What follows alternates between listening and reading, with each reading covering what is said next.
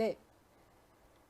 4장 아버지가 된다는 거에 대해서 이야기가 나오고 있는데요. 220페이지에서 쭉 보니까 이런 이야기가 나오고 있습니다.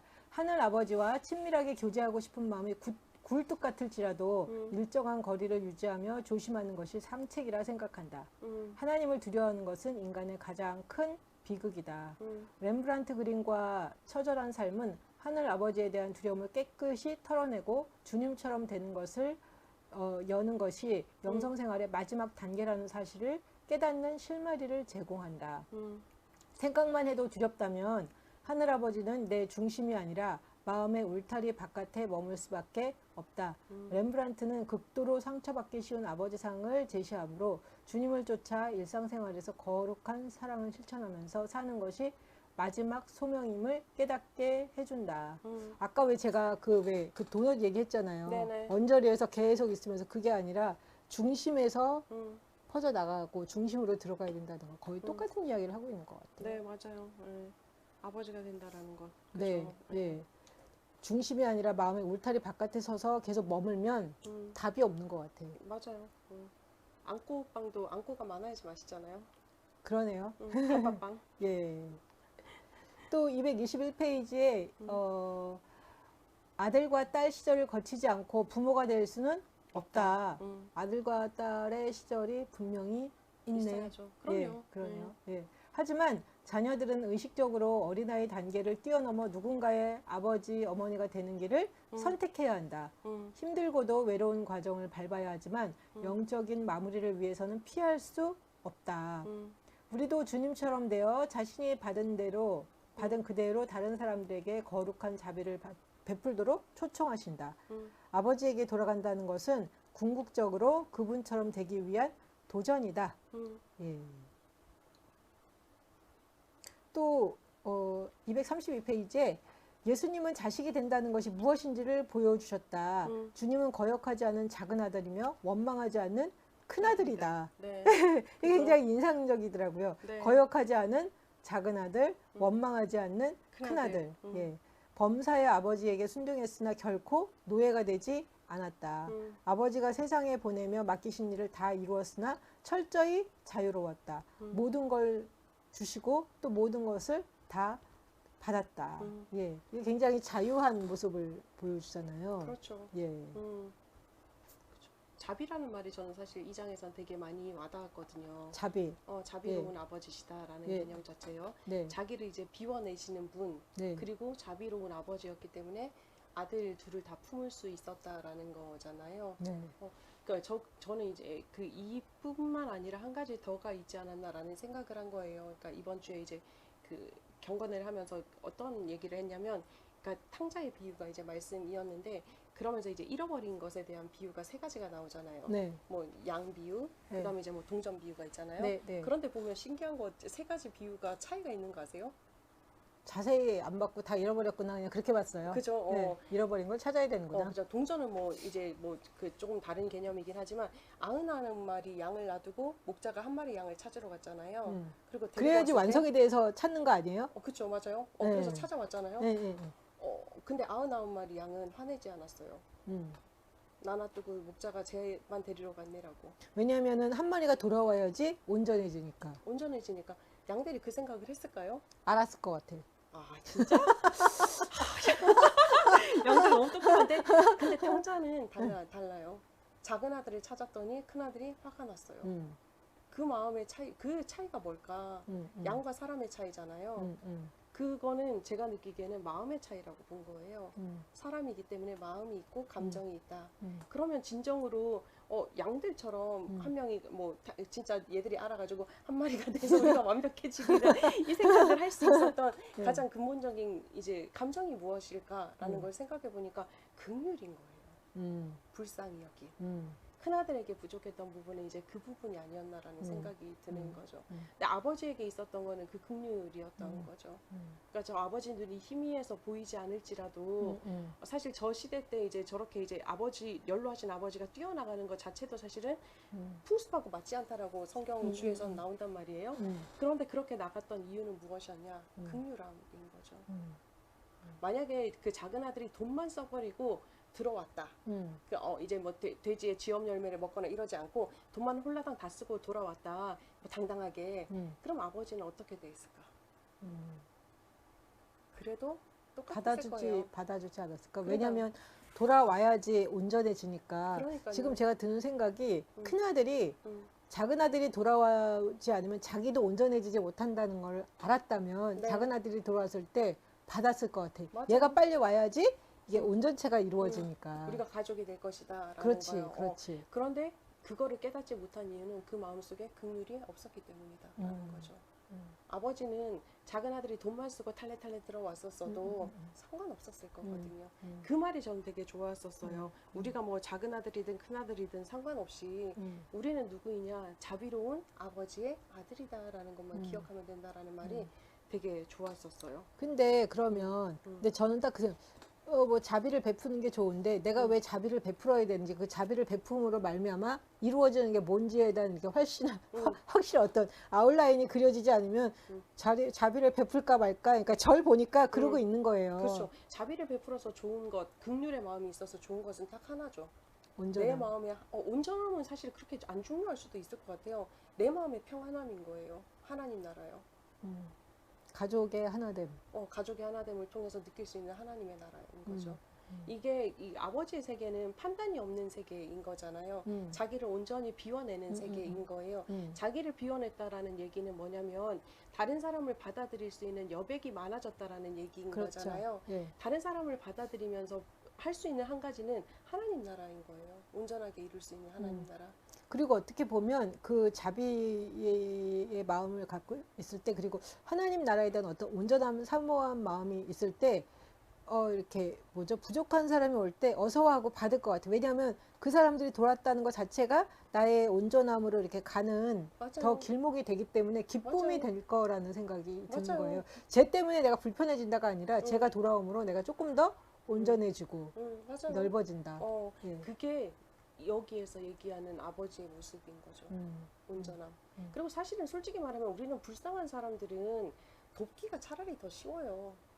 그렇잖아요. 뭐 할머니가 구걸하고 다니는데 우리가 그냥 저 할머니 그냥 거짓말쟁이야. 저렇게 해서 그냥 뭐 집 아파트 몇 채래 뭐 이런 거 관심 없잖아요. 그냥 할머니가 또 구걸한다는 것에 대해서 관심을 가지잖아요. 그런데 우리가 더 관용할 수 없는 대상이 있는 거예요. 누구냐면 우리하고 비슷한 존재예요. 비슷한 수준이라고 생각하는 사람들. 경쟁이 된다는 생각이 들어서 그런 거죠. 그렇죠. 네. 그 차이인 거죠. 큰아들과 작은아들의 반목은 거기에서 일어난 부분이 거기서 내 파이가 작아진다라는 생각 때문에. 그렇죠. 그죠? 맞아요. 근데 사실은 내 파이가 작아지는 거는 아니죠. 아니잖아. 더 왜냐면 커지는 거지. 그렇죠. 어차피 파이는 뭐 변화하지는 않거든요. 뭐 줄어들지도 않고 사실은. 그렇죠. 왜 그 얘기 있더라고요. 우주를 이렇게 발견했는데 네. 사진을 찍어보니까 또 다른 우주가 발견되더래요. 네. 근데 계속 보니까 우주가 계속 팽창하더라는 네, 거예요. 맞아요. 네. 네. 그게 계속 팽창한다는 걸 알면 사실은 내 파이가 줄어든다는 생각은 안 하잖아요. 네, 맞아요. 근데 이게 팽창하지 않고 이게 고정되어 있다라고 생각을 하면 내 파이가 줄어드니까 자꾸만 그렇게 될 것 같아요. 우리가 유한한 존재이기 때문에 유한성에 대해서 늘 생각하는 건 당연한 부분인 거잖아요. 뭐 그러니까 이제 그렇게 생각하는 부분은 당연한 건데 우리가 정말 가져야 되는 생각은 그건 거죠. 긍휼함. 좀 생각의 전환이 필요한 것 같아요. 인식의 전환이. 네, 인식의 그러니까 전환이 뭐 작은 아들이 돌아오는 게 내 파이가 작아지는 게 아니라 온전함이 이루어지고 더 행복해지고 어떻게 보면 더 커진다라는 걸로 인식 전환이 되면 그렇죠. 작은 아들이 들어온 게 얄밉지도 않고 그렇죠. 그나마 빨리 들어왔으니 다행이다 이렇게 생각할 수 있잖아요. 내가 좀 더 빨리 팽창할 수 있구나 라는 걸 볼 수 그렇죠. 있는 거죠. 예, 그죠? 예, 예. 그런 관점에서 이제 아버지는 작은 아들도 돌아오고 큰 아들도 돌아와서 정말 이렇게 더 하나됨 이거를 추구하는 거겠죠. 그러니까요. 예. 보면서 아버지가 조금 더 이해가 되고 되게 이렇게 기분이 좋네요. 좋아져. 왜냐하면 네. 파이가 줄어드는 게 아니다. 아니다. 예. 파이. 예. 246페이지에 이런 이야기가 있습니다. 영적인 아버지 삶을 살아내자면 집에 머무는 철저한 훈련이 필요하다. 늘 인정과 사랑에 목말라 하는 자기 부정적인 인간인 나로서는 대가를 기대하지 않고 꾸준히 사랑하는 것이 거의 불가능에 가깝다. 훈련이란 제 힘으로 대단한 공을 세우고 싶어하는 마음을 포기하는 것이다. 스스로 영적인 아버지가 되어서 가엾게 여기는 마음에서 나오는 권위를 행사하기 위해서는 거역하는 작은 아들과 원망 가득한 큰 아들을 무대로 불러 올려서 하늘아버지가 내게 베푸신 조건 없는 용서하는 사랑을 받아들이게 하면서 또한 내 아버지가 집에 머무시는 것처럼 집을 벗어나지 말라고 요구하시는 그 거룩한 부르심을 깨닫게 해주어야 한다. 그렇게 되면 내 안의 두 아들은 점차 인정이 넘치는 아버지로 변해갈 수 있다. 예, 저 두 아들이 결국은 아버지로 변화되는 예. 모습까지 나타나는 거죠. 그렇죠.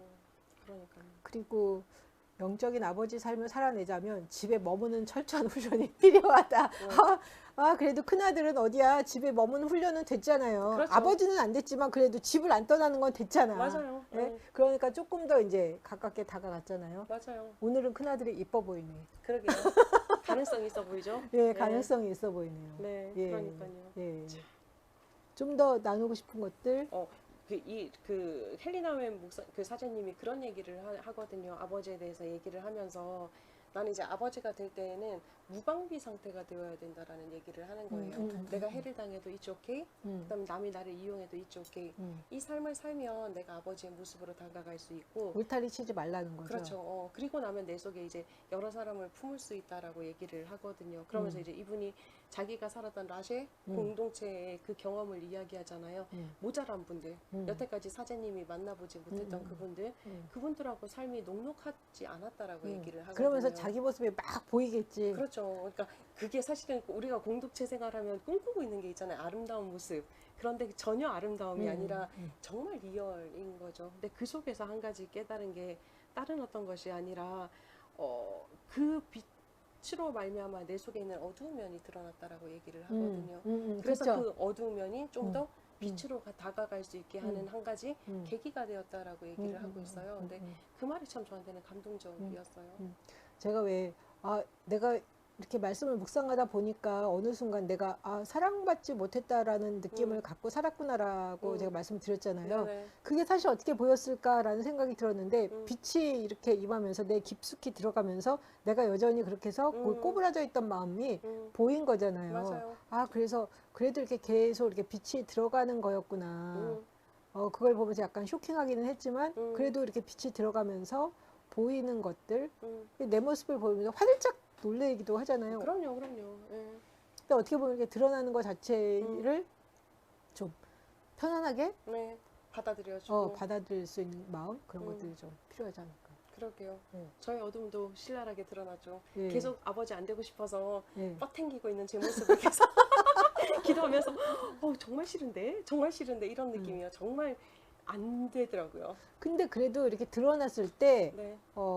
막 기분 나쁘거나 그러진 않은 것 같아요. 맞아요. 예, 다행히. 예. 아마 이렇게 드러났을 때 기분 나쁘다라는 생각이 들었을 것 같으면 아마 계속 숨기고 있었을 것 같아요. 근데 이렇게 드러났다라는 거는 그래도 내가 어느 정도 좀 받아들일 마음의 여유가 생겼다는 거죠. 네. 예. 우리가 조금은 아버지의 마음의 그 여백에 가까이 갔다라는 증거가 되기도 하는 거겠죠.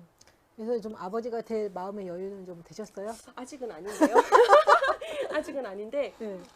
그랬으면 좋겠다라는 생각은 있어요. 그랬으면 좋겠고 근데 그러려면 조금 더 내가 이제 나 자신과 긴밀하게 만나야지 내 속의 여백이 조금 더 채워질 수 있겠구나라는 생각이요.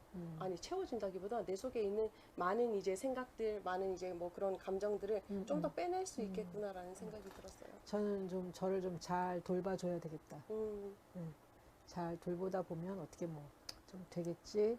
조금 더 나아지겠지. 나를 돌본다고 생각하니까 조금 좀 가벼워지는 것 같아요. 예. 그죠. 예. 맞아요. 그래서 좀 그 부분에 초점을 맞춰야 되겠다. 예. 더 이야기 나누실 것 마저 해주시면 좋을 것 같아요. 이 렘브란트 얘기를 하면서 이제 그 얘기를 해요. 아버지는 자기 자녀들의 태도를 초월한 분으로 이제 렘브란트는 묘사를 하고 있다. 자기 자신의 외로움, 분노도 있을 수 있지만 그것을 고난과 눈물로 바꾸었다. 외로움은 끝없는 고독이 되었고 분노는 무한한 감사가 되었다라는 얘기예요. 저는 고독이라는 단어가 또 왔어요. 아버지가 되는 거는 우리가 생각할 때 감사한 일이고 우리에게 이제 불러지는 이제 영적인 소명의 길이긴 하지만 고독의 자리일 수도 있다라는 얘기인 거죠. 아무도 아버지의 마음을 알아주지는 못하잖아요. 음. 우리가 부모가 돼봐야 부모의 마음을 안다라고 얘기하지만 솔직히 부모가 돼도 부모의 마음을 정확하게 이해하지 못하는 거거든요. 단지 우리가 할 수 있는 건 내리사랑. 나에게 다가오는 큰아들과 작은아들에 대해서 나는 판단이 없는 그 자유로운 신뢰의 존재로서 그들을 안아주고 그들을 품어주는 모습이 있어야 되겠다. 그러면 그 자리는 바로 고독의 자리일 수밖에 없고 그 고독의 자리를 탈출하지 않고 집에 거하는 그 지혜가 필요하지 않을까라는 생각도 해보게 됐어요. 예. 이렇게 저희가 3주간에 걸쳐서 이 탕자의 귀향이라는 책을 봤는데요. 저는 개인적으로는 이 책을 보면서 제 그 어떤 신앙의 여정도 좀 다시 한번 돌아보게 되고, 제 자신을 좀 많이 돌아보는 시간이 돼서 참 좋았던 것 같아요. 네네. 그래서 열심히 기도하는 시간도 가졌고, 제 자신을 돌아보는 시간도 갖고, 그래서 참 적시에 네. 아주 좋은 책을 저는 잘 봤다라는 생각이 들었어요. 네, 저도 마찬가지로 전 이번에 정말 가장 쇼킹했던 게 작은 아들이 된 저 자신을 발견하면서 아, 내가 또 이제 그 반복되는 카테고리 속에 또다시 나를 집어넣구나라는 거를 방일견하고 좀 다시 내면으로 들어가야지, 좀 더 여백을 위한 침묵으로 들어가야지, 나 자신과의 만남의 시간이 필요하지라는 걸 또 인식하고 기도하고 말씀 보게 돼서 참 좋았다 생각합니다. 예, 이게 그냥 이런 책들을 통해서 그냥 지식적으로만 채우는 게 아니라 우리 자신을 한 번씩 이렇게 돌아볼 수 있는 게 영적인 성장에도 많은 도움이 되는 것 같아요. 그러니까요. 예. 이렇게 해서 저희가 탕자의 기향 3번에 걸쳐서 오늘까지 마쳤고요. 다음 주에는 헨리 나우엔의 책을 한 권 더 보려고 하는데, 헨리 나우엔이 쓴 상처 입은 치유자. 치유자. 네, 예. 인디트 힐러. 예, 그 책 저희가 다음 주에 한번 다시 시작해 보겠습니다. 감사합니다. 한 주 동안 행복하세요.